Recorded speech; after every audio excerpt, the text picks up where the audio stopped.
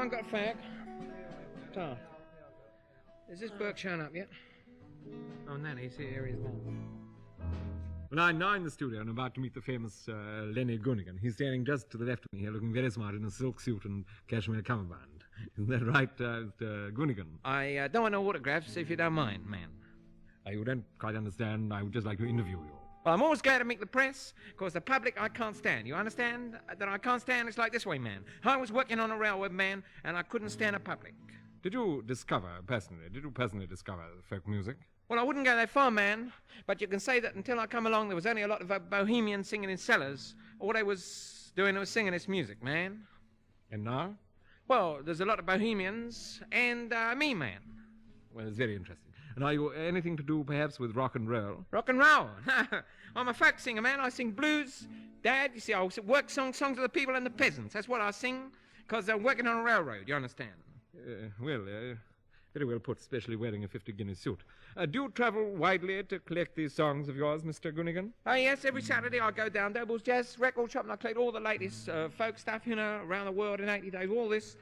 And all I like to have records that go round, you see? In the jazz books, they talk about the Deep South, where all this happens. Have you been to the Deep South? Well, I've been all over, man. You see, I've been Brighton, Portsmouth, Truro, Penzance. I've been all over. I go everywhere in my travels, all over the place, especially to all over.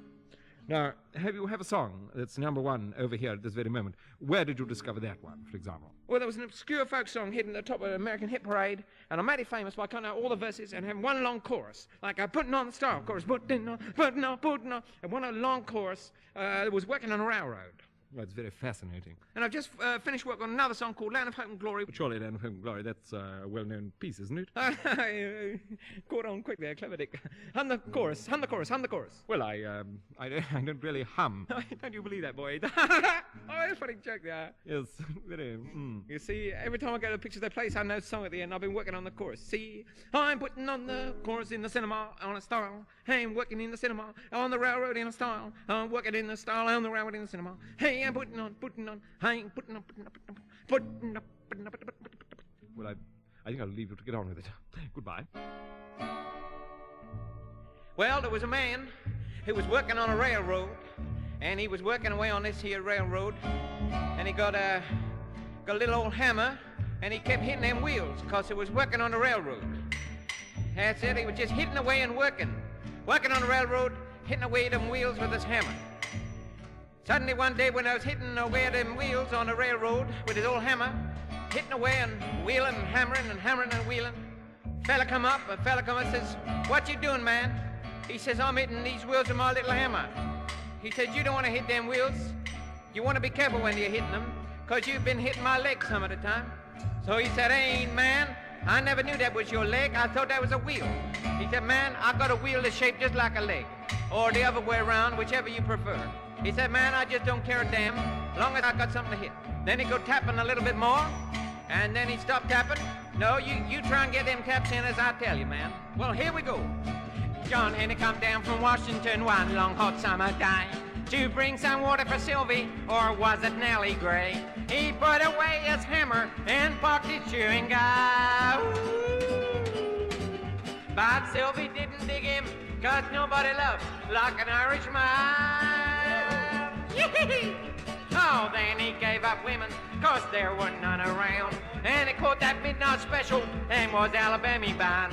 He played a little poker with a good old gambling man. That good old gambling man, he lost his shirt and let out one great big gooly dime. He did some great hard traveling without a shirt that was back. From his waistline to his neckline was the well-known Cumberland Gap. Now times are getting hard, boy. They'll be better in a while. For I'm gonna rock me daddy-o and Tom Dooley, and I'm not gonna be a word man. No, nobody's child, man, because I'm just a great big old square man.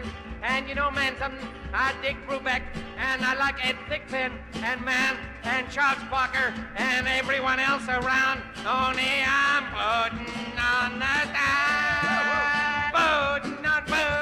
Putting on the style. Putting on the style. Putting on the dirty style. Putting on the style. Oh, I'm putting on that style, and that style don't quite fit me, man. Cause it's a bit tight under the arms, so I think I'm gonna buy myself a new style. One that's got a bit of a drape in the back, man. Cause I'm putting on the style.